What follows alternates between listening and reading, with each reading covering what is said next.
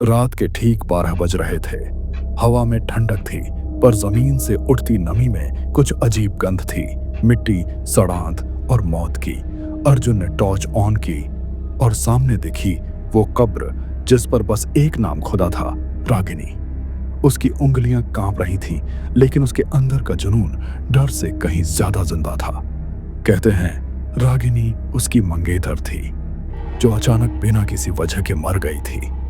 कब्र उसी पुराने कब्रिस्तान में बनी थी जहां कोई आता नहीं था, लेकिन अर्जुन की आंखों ने पिछले 3 रातों से कुछ देखा था। उसी कब्र से हल्की रोशनी निकलती थी, जैसे कोई अंदर से सांस ले रहा हो। वो अब यकीन करना चाहता था कि रागिनी सच में मर चुकी है या नहीं। उसने फावड़ा उठाया और खुदाई शुरू की। मिट्टी की हर परत के साथ उसकी सांसें भारी होती जा रही थीं। चारों तरफ बस हवा का शोर था और दूर कहीं उल्लू की आवाज।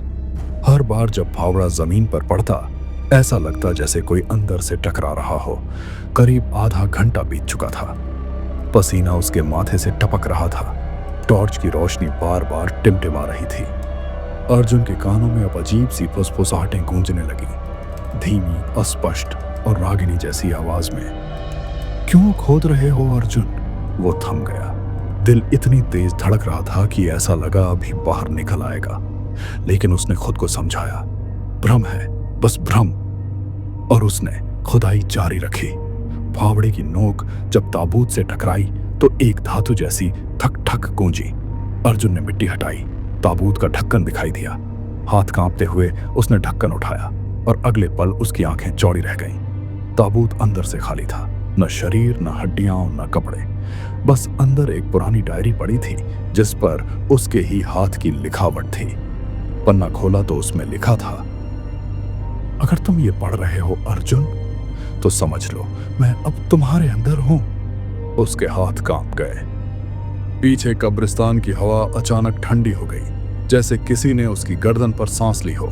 उसकी टॉर्च अपने आप बंद हो गई। अंधेरे में वो अब सिर्फ अपनी धड़कनें नहीं, किसी और की भी सांसें सुन पा रहा था, बिल्कुल अपने कान के पास। सुबह जब लोग कब्रिस्तान के रखवाले ने वो जगह देखी, तो मिट्टी पर 2 निशान थे, 2 लोगों के पैर के निशान, जो एक साथ अंदर गए थे, लेकिन वापस किसी के नहीं आए। और उस कब्र के पत्थर पर अब नया नाम खुदा था, अर्जुन। ये कहानी सच्ची है या नहीं, कोई नहीं जानता।